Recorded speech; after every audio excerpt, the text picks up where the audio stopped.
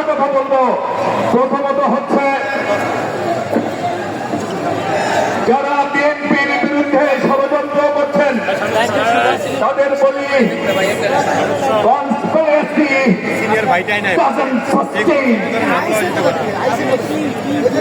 ষড়যন্ত্র কখনোই টিকে থাকে না।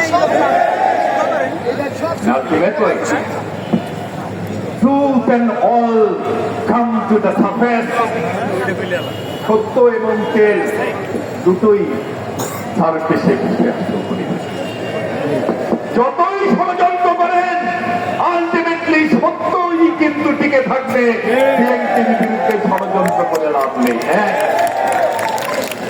দ্বিতীয় কথা হচ্ছে ভাই, যে আপনারা যারা যারা বিএনপির পিছনে লেগেছেন, হাত দিয়ে পাহাড় খেলে লাভ, হাত দিয়ে পাহাড় খেলে লাভ নাই।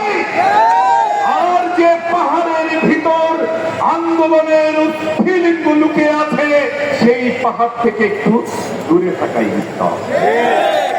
যে পাহাড় থেকে অগ্নিগিরি বাদ বের হয় আন্দোলনে, সেখান থেকে একটু দূরে থাকলেই কিন্তু ভালো। আর একটা কথা বলি, হয়তো অহমিকার মতো শোনাবে, কিন্তু অহমিকা আমরা পছন্দ করি না, অহমিকা সাপোর্ট করি না। কিন্তু অনেক সময় সত্য কথা বোঝানোর জন্য কিছু উদাহরণ দিতে হয়। সেই উদাহরণ হিসেবে আমি বলছি, বিএনপিকে আপনারা যারা ছোট করতে চাচ্ছেন, কতটুকু ছোট করতে পারবেন মনে রাখবেন। হাতি যদি দাঁড়িয়ে না থাকে, যদি শুয়েও থাকে, গরু, ছাগল, ভেড়া, ইন্দু, বিড়াল এগুলোর থেকে তো অনেক উপরে।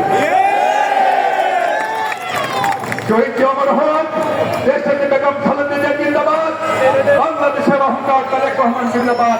এই ঐতিহাসিক সমাবেশ করবার জন্য স্বেচ্ছাসেবক দলকে ধন্যবাদ এবং কৃতজ্ঞতা জানাচ্ছি।